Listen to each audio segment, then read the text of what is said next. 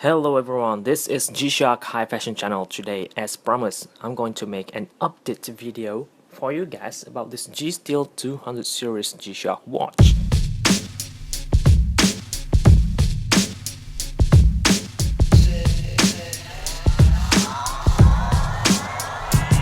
In this video, I'm going to cover up some of the things that I like about this G-Steel model that I found out after I've been wearing this for about a week, and some of the things that I would like to complain about, or things that bothers me actually about this G-Steel 200 series only. Let's get to the first thing that I like about this G-Steel series watch that I just noticed is that how detailed the watch face design is.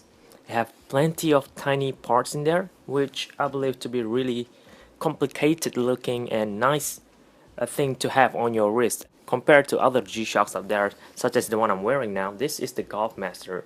This watch looks really simple. Even though it looks simple, they have plenty, like a lot of functions. I'm barely able to remember all of them at once. Sometimes I forgot them, but there is simple watch but very complicated functions.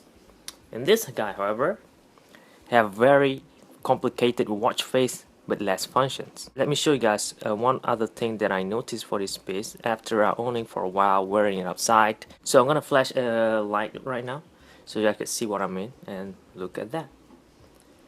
Of course, you are gonna see all of those scratches as well. That is one of the complaints that I got for this model. But for now, look at just inside the watch face over there. How about I try to zoom in here a little. Right, so you guys can see this dial over. Just focus on this part first. All of this mode indicator over there, look around it. They have sort of like a ring in rainbowish colorway. Look at that. So there's the thing that I like about this model. It's surprised me. After I wear it for a while, I didn't see that coming at all, and I was like, whoa, this looks really cool. Same rainbow pattern will appear on this red hands, tiny hands over there. Not the second hand though, this mode indicator hands over there. You're gonna see that as well as I'm reflecting the lights. Look at that, look how gorgeous this thing look.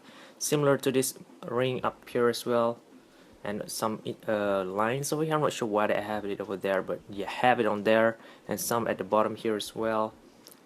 Just look at that. I'm not sure if you guys could see the rainbow spectrum on the index as well, because the index is slanted for the 3D type of index on this piece, but it is there to look at, to be enjoy looking at it. I mean, it's a very gorgeous timepiece, especially if you got this brand new.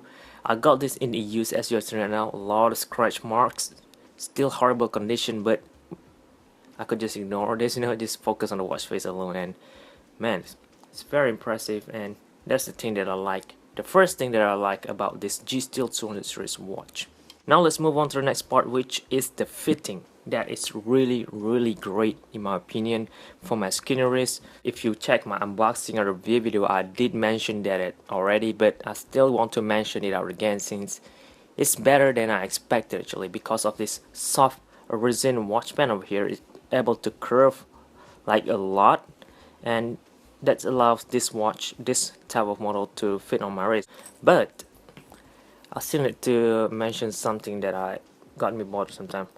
If I wear a hose number 2, the fitting is already great enough, although you're gonna see some gap, which is not as good actually. But let me try to wear its hose number first over here. The fitting is really nice actually, but after a while, like a few hours of wearing this, the back plate gonna leave a mark on your wrist actually, especially this in this region over here, in this upper region up there. So in my case, it's gonna appear on that, most of it because of this back plate over here that is popping out up there. So it's gonna penetrate on your skin and leave a circular shaped mark on your wrist.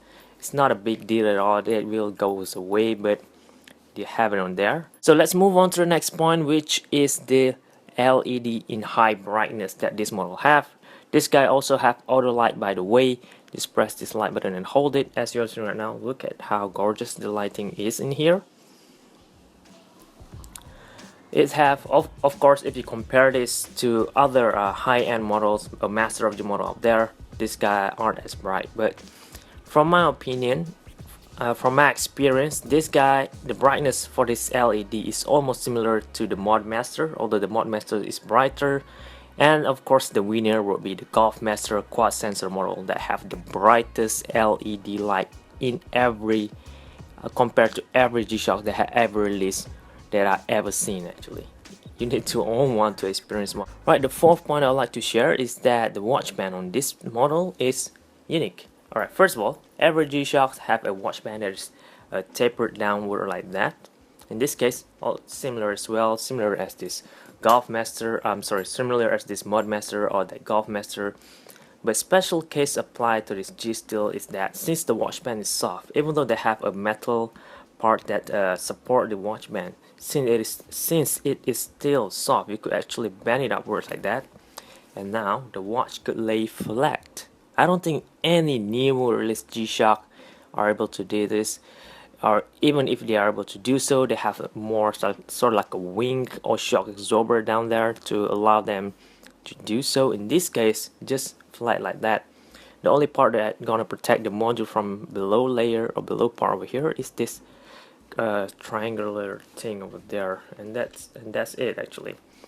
I own this Golfmaster model actually. I like this piece, but sometimes when I'm just gonna take photos of it outside, it's very annoying because I couldn't lay it flat. It is tapered downwards like that, and this part is way heavier than the watch band, so it's easy to topple down like that. So a tiny little details, but yeah, not a big thing at all. It's something that I like to mention as well that I like about this G Steel model. Alright, for the fifth point, things that I like about this G Steel 200 series is that I believe this gonna apply to every G Steel as well, is the fact that they look really cool as a transition watch in my opinion. If you're used to wearing a non-G-Shock watch or a full steel watch there's not G-Shock out there and you're thinking about getting a G-Shock watch, I would recommend you guys to start out with this guy because the function is very simple, similar to every watch out there, not just G-Shock, and it comes in this metal. Most of the parts is metal. This part is half resin. If you get the full metal version, most of it will be metal of course, and it's a nice transition to move on from full steel non-G-Shock to a G-Shock family actually, and then you could move on from there and get this one instead. This guy is higher end than this, but most of the parts that you're gonna see is resin, so some people just don't like resin. It looks cheap, even though this guy is way more expensive than this, but it looks cheap actually. For this guy, it looks more high-end, more premium, and it feels very tough, very solid as well because of this metal ring up here that support most of it, and of course on this side as well, metal parts. This part is resin by the way. But if you have a lot more budget to start with, I would recommend you guys to get the Golfmaster model instead, but that one is on another topic. That one is way more complicated. Some people just don't like it. This guy is a nice way to start. One other thing that I like, I believe there is more, but that's about it for now. Now, let's proceed with the things that I would like to complain about G Steel 200 series or other G Steel actually. Alright, first of all is that the digital display on this model is so tiny. They are so small that it's very hard to tell the times or just to see it. Use the function sometimes whenever you're going outside or especially at night time. Most of it because of the negative display of course, which is not gonna appear as bright at daytime or during a bright sunny day outside. And secondly, I believe because of the watch face design, all of this metal part up here is sitting way high up above the digital display over there. So even in a room right now, if I tilt the watch like that, it's gonna be very hard to tell what the two display are displaying because this part is sitting way up there, is blocking your view to that digital display down there, especially this curve lines over here. That's totally gonna block the view of this graphics animation up there as well. So yeah, that's the thing that I noticed about this G Steel model. Moving to the next thing is that the functions. Alright, you're gonna be paying a lot for this piece. I believe it's gonna be about 30,000 yen plus. That is for below retail. If you get this at retail, it's gonna cost about 40,000 or 50,000, depending on which version that you are getting. The function are all just the same. They are very basic.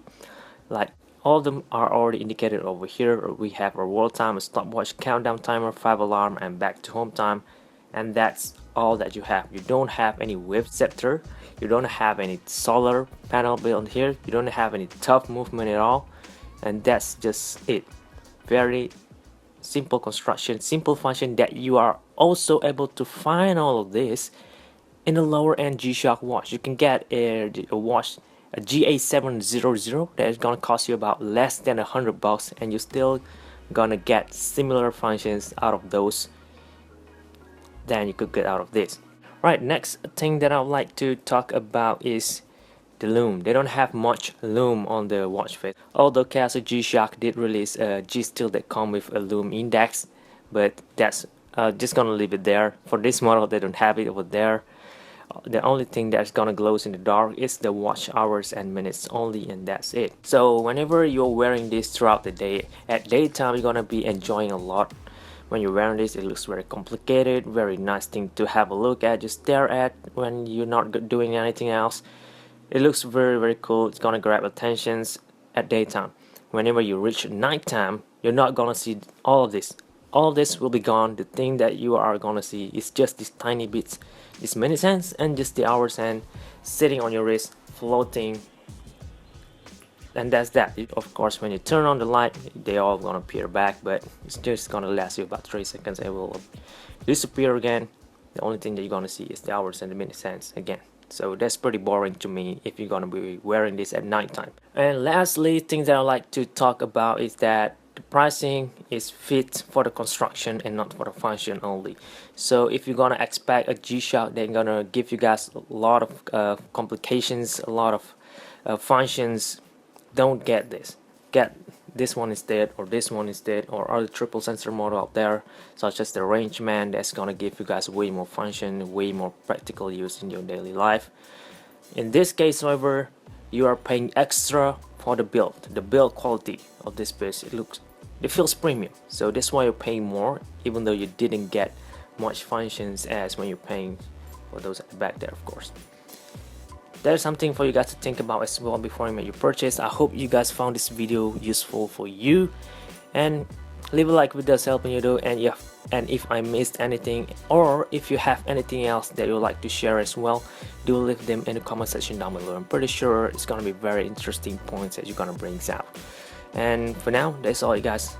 Thank you very much for watching. This is G-Shock High Fashion Channel, and Maybe I'm painting blue. What I'm